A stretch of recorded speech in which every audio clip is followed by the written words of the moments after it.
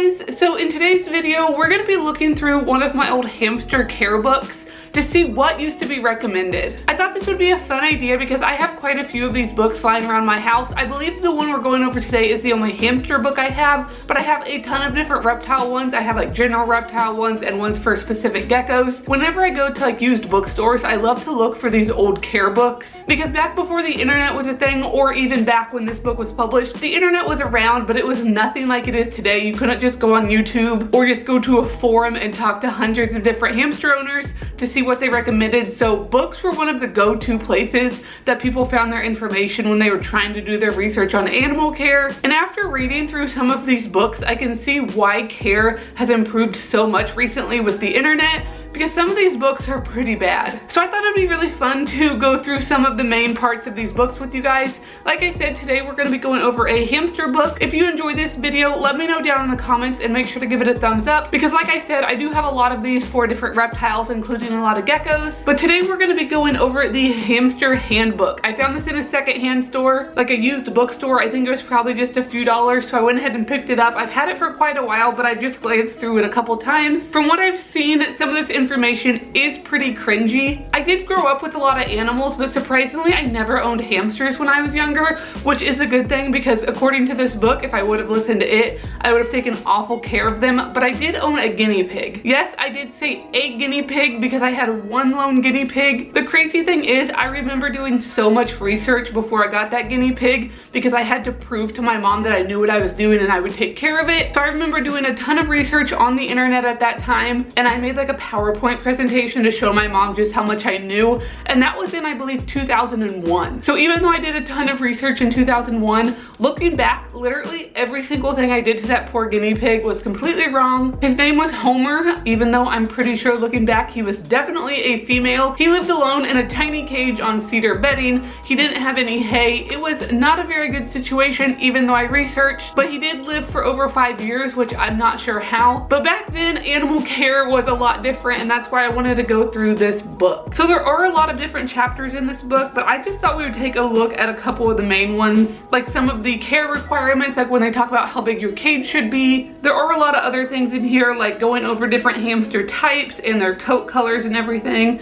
But let's try to find the care section because that is what I'm very interested in reading. Oops, I see a critter trail already. So we are going to start with what they recommend for cages. So it starts off really good. It does tell you to walk right past the cute little cages that are smaller than a 5-gallon, which yes, if a cage is smaller than a 5-gallon, please walk past it. But then down in the next paragraph, it says a cage that is 12 inches by 15 inches would be fine for 1 or 2 dwarf hamsters or a single Syrian. So 12 inches by 15 inches, what is that? Like 180 square inches of floor space. So according to this published hamster care book from 2003, if someone was trying to do their research and trying their best to give their hamster a good life, they would go out and get a 180 square inch cage, which that is just mind-boggling to me. I know there are still some sites on the internet that recommend smaller cages, but it's very easy to find better information. But back in the day, this was probably your first source because like I said, the internet was way different back then, so I'm sure most people would trust a book over the internet.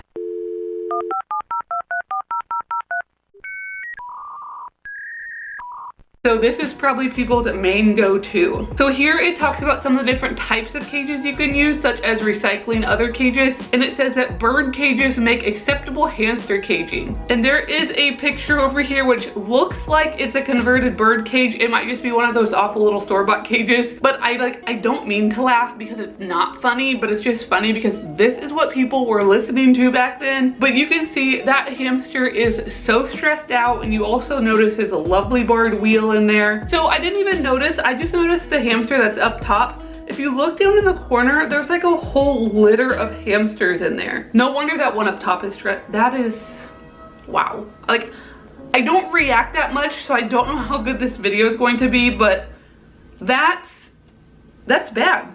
That's all I have to say about that. That's bad. Let's see what else they recommended. So on the next page, we get to the critter trails. So it's the plastic hamster cages that go by a variety of names, most of which incorporate the word trail. So it looks like on here, they're saying critter trails are good because of course, I'm not sure of the exact sizes of critter trails, but they probably are pretty close to the 15 by 12 inches that they recommended.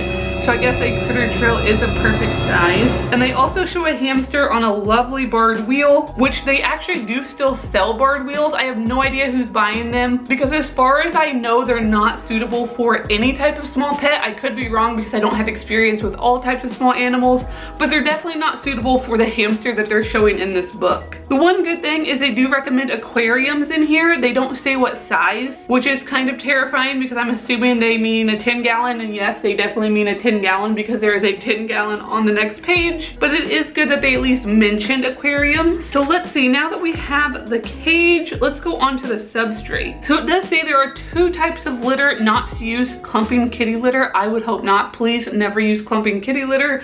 And cedar. It doesn't mention anything about pine being bad, which kiln dried pine even today is pretty debated. Some people do believe it's safe for hamsters. Personally, I stay away from it just because I do think there are 100% safer options. I haven't seen any research that definitely says that kiln dried pine is bad, but when there are other options on the market that we know are safer, I don't know why you would risk it. But according to this, you just shouldn't use cedar bedding or clumping kitty litter. So it recommends newspaper, paper towel, shredded paper, shredded paper, shredded paper, shredded paper, and then let's see the commercial choices. It says you can use pine shavings, pine pellets, aspen shaving, aspen pellets, alfalfa pellets, also known as rabbit food. I don't know who would keep their hamster on rabbit food. Pecan pellets, I don't know what that is. Sawdust, no. Corn cob bits, no. Ground walnut, no.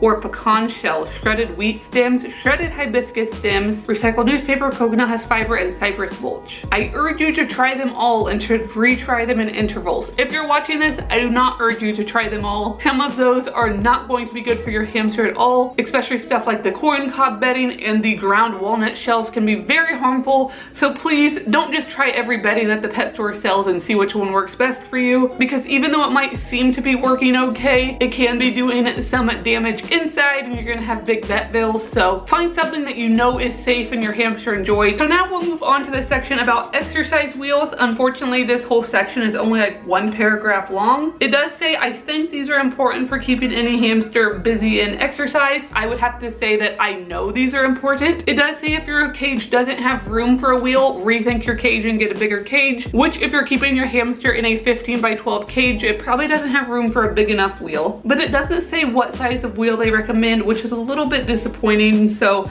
I don't even know if they made large wheels back in the day. I'm guessing maybe like the 8.5 inch comfort wheel was like the standard, if you even got a plastic wheel. I know a lot of them were the wired bar wheels. Now we're gonna move on to cleaning the cage. So once a week or so you should clean your cage. If you guys are still cleaning your hamster cages once a week, please stop. Please stop, please stop, please stop, please stop. Now don't stop spot cleaning. Spot cleaning is really important. If you know where your hamster goes to the bathroom, you want to clean that out as often as you can just to keep their cage fresh, but you really shouldn't be cleaning your entire hamster cage once a week. If you have a large enough cage with enough bedding, it's not going to smell within a week, especially if you keep up with the spot cleaning. That's just going to stress your hamster out. If your cage is smelling that quick, your cage is probably too small and you don't have enough bedding. So please don't clean your cage once a week. I get a lot of people that ask how often I clean my cage. Generally, depending on the hamster and the cage they're in, I do a full clean about every month or so. Sometimes a little bit longer, like I said, depending on the hamster, but once a week is definitely too often. So now I want to go over one of the craziest things I saw when I was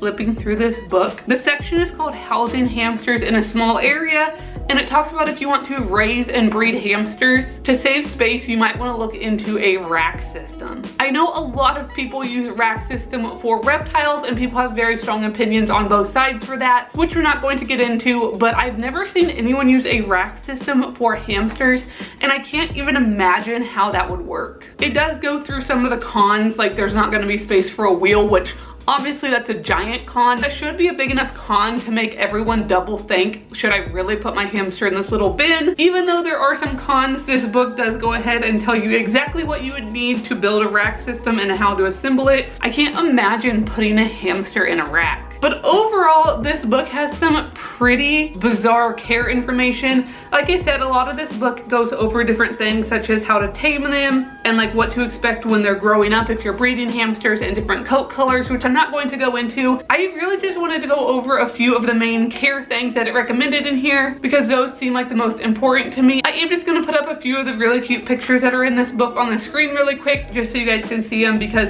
I'm always down for sharing some adorable pictures. Even if they're from a book I can't really recommend, I can at least show some cute pictures of hamsters, because who doesn't want that? But that is going to be it for this video. Hopefully you guys enjoyed it. I know it was something a little bit different. If you do want to see more of these types of videos going over some of the bizarre things that are in my reptile books, let me know down in the comments. If you enjoyed this video, make sure you give it a big thumbs up. Make sure you subscribe down below if you haven't already, and I will see you guys next time.